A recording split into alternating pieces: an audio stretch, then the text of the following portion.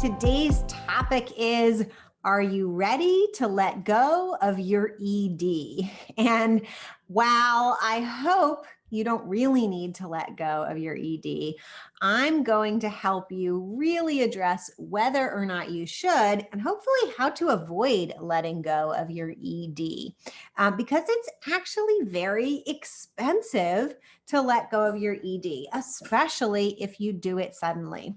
For those of you who don't know, I'm Sarah Olivieri, and I love helping nonprofits change the way they operate so that they can make a bigger impact. I'm a former executive director myself, #1 international best-selling author, and I'm a mom, a sailor, and most of my time is spent right here talking to nonprofit leaders just like you. So I want to start with some of the things that I've heard, and put in the chat, or if you're watching the replay of this, put in the comments A, B, C, or D. Are you asking, or have you ever asked any of these questions? Or maybe you've asked all of them. So I hear people say things like, our ED doesn't take criticism well. Sometimes that's concern. Let me know if that's you. Give me an A in there. Or maybe if you're an ED, you're worried. Your board is saying this.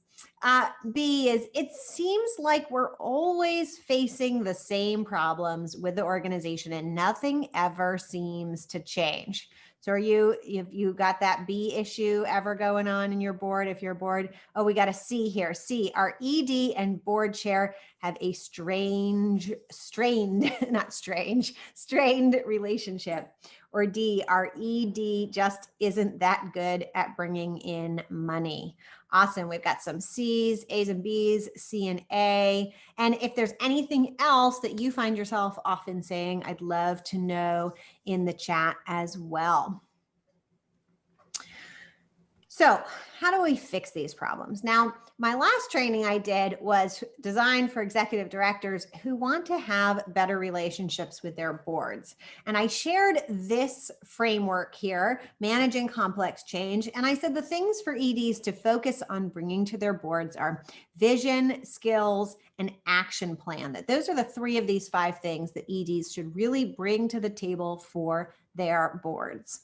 And one tip for you is make sure that you're creating space on your board for your ED to bring all those things. Because I have found out cases where the ED has the skills, let's say, that's probably one of the most important ones, but they're afraid to show up as the powerful leader that they are at their boards meetings because their board has the power to hire and fire them. And it's unusual that you're in the position of leading the person who's able to hire and fire you. So do make sure that you're creating space for that. But I want to take a moment to talk about these other 2 columns, incentives and resources. And this is where you as a board really need to be supporting your executive director. And I'm going to give you a little later in the training on exactly how to do this. But first, before you go saying it's your ED, let's make sure the problem isn't you. So here are some red flags for you. Are you getting in the weeds, right? When you have a board meeting, are you kind of just spending all this time on details that aren't really the core issue?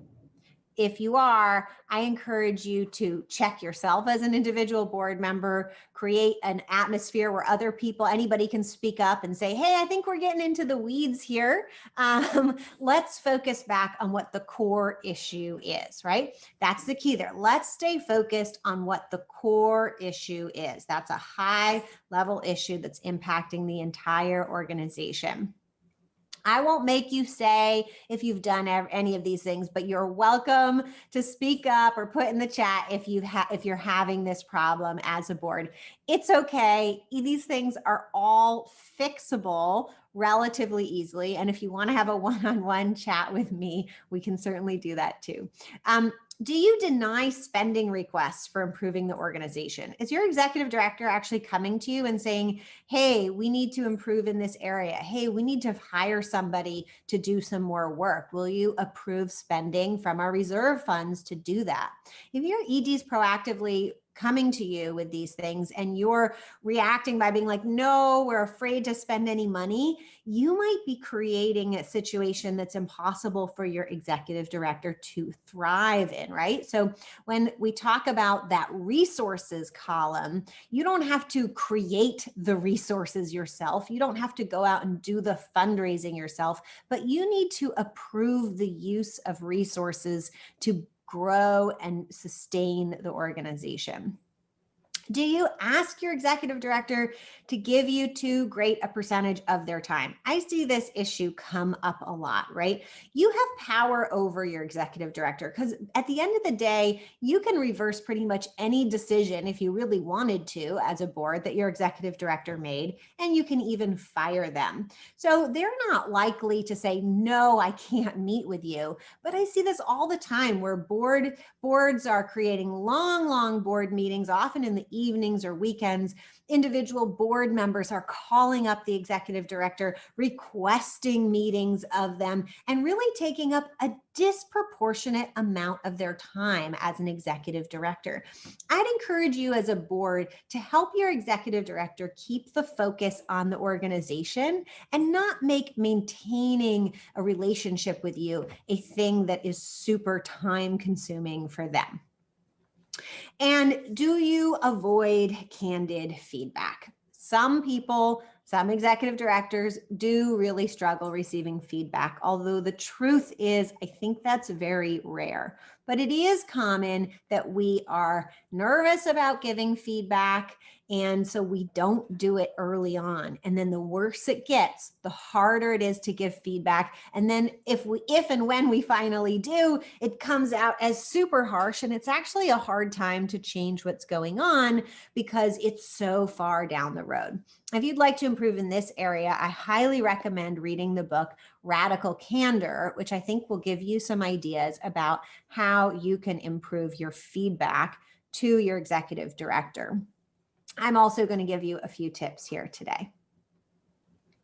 So, giving feedback, right? I just gave you a book because this is probably, if you're worried about whether or not you have the right executive director, if you're worried about any of those things we talked about in the beginning, A, B, C, or D, then this is probably the area that's between you and your executive director where you're going to come together. The other things you can pretty much fix without your executive director, but this is where you're going to find out really if the problem is you or if the problem is them.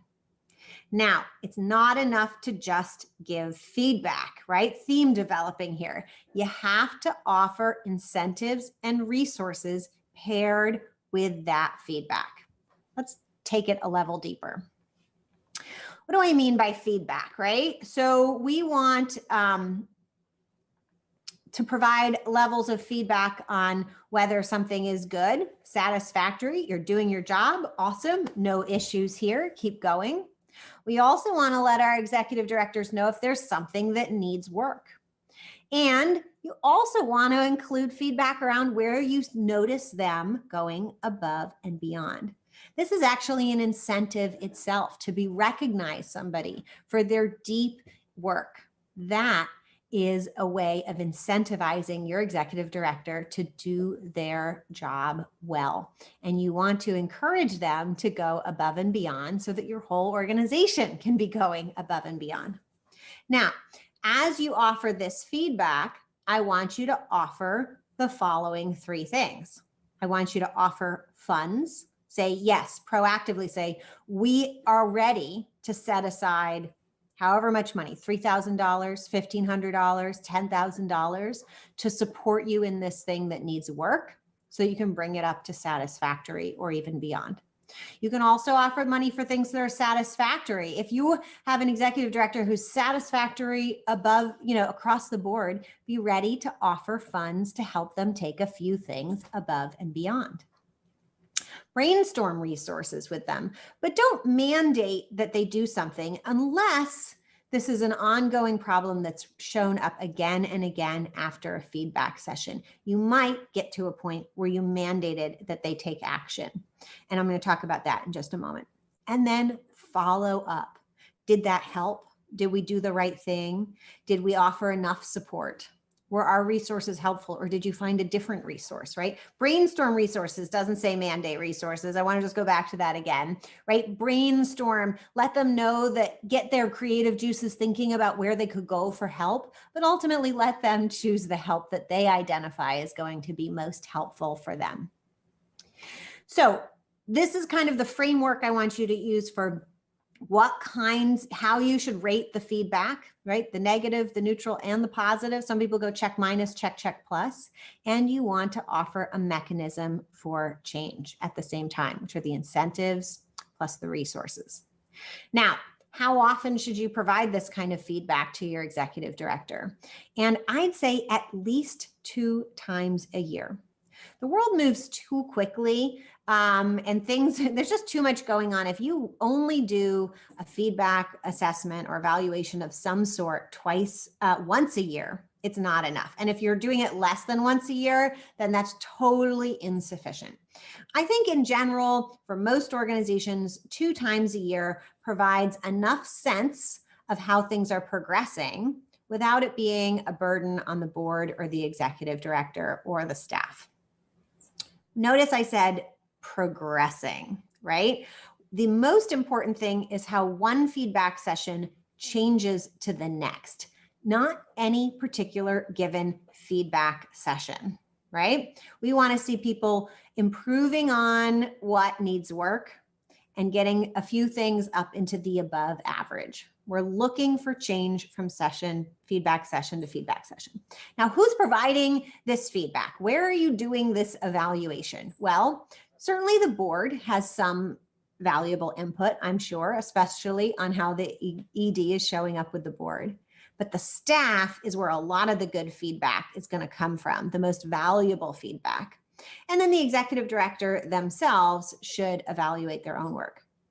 Now, you might be wondering, well, what about the rest of our constituents? And I'd say you don't need to go that far. Your own numbers of measuring your impact of your organization, and that should be part of your programming around serving your clients to get a sense of whether or not their needs are being met. So focus on the staff, the executive director themselves, and the board, but weight the board as a less significant portion of the feedback than the staff who work with the executive director day to day.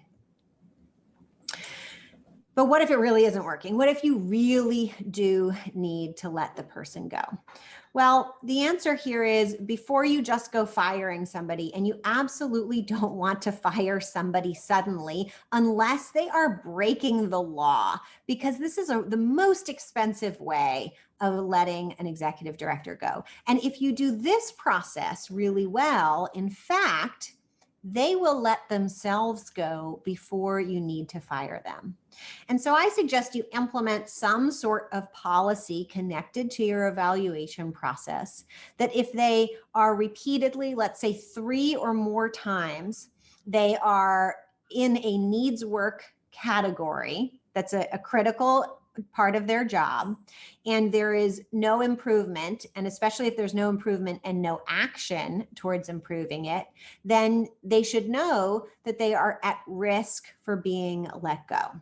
Right? So you just put this right into a policy that if you show up as needs work more than 3 consecutively on the same thing, not different things, on the same thing more than 3 times in a row, you should consider your job at risk. So it's not a surprise. And you've been offered funds and resources to improve those things, and you still haven't improved. Oftentimes, that will give an executive director themselves the opportunity to say, you know what? I don't think I'm the best person for this job. And I want to tell you a secret here. I work primarily with executive directors, and they all have doubts about whether or not they're doing the job as best they can. And simply by asking that question usually means that they are a fantastic executive director because they can't actually do every part of running the organization. They have to build a team of people who can do that and get the best results they can for the resources that they have and make a plan for the resources to grow. But this is what you as a board need to be thinking about. You provided the feedback, you gave it numerous times, you followed the same process, they continued to need work.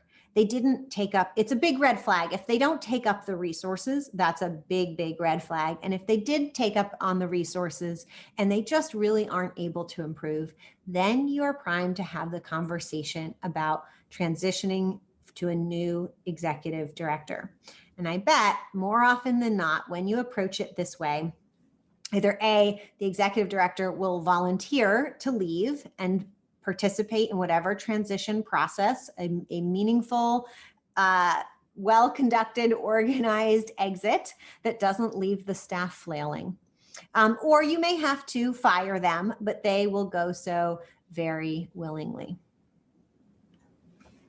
That is my training for today. If you'd like to have a one-on-one call with me because you're watching the recording, I encourage you to go to pivotground.com/apply and we can get on a one-on-one call. Also, please take a moment to subscribe to our YouTube page and click on the little bell to receive notifications about when new trainings go up.